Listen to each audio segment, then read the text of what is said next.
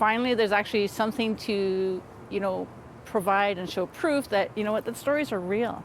What happened to them was real. The pain that they suffered and endured was real.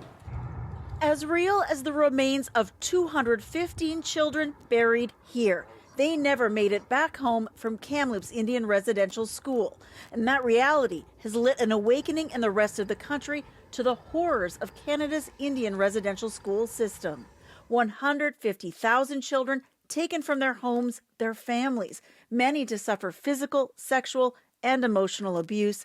Thousands did not survive. So many of those stories about children missing, burial, incinerators, you just you name it, my grandmother shared it.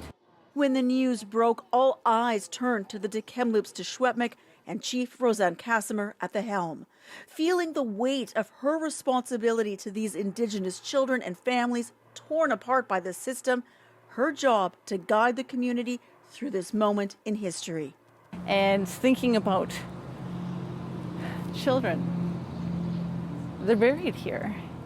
And, the families that it's going to be impacting, it just, it was really hard. And it was only the beginning for her, finding those families, having those painful personal conversations continue. There's children from other provinces like Alberta and over into the States and the Yukon. And, reaching out to them and sharing with them directly what had happened. The 215 here grew to hundreds, then thousands, as ground searches continue to uncover more children at other residential school sites who never made it home. Our truths are being heard. Next is education. Next is that continued path forward with everyone. For Casimir, it's time for all Canadians to carry this weight, knowing the 94 calls to action from the Truth and Reconciliation Commission, knowing the United Nations Declaration on the Rights of Indigenous Peoples. I think that people really need to put in the work. We need to be that change for our children and the future generations.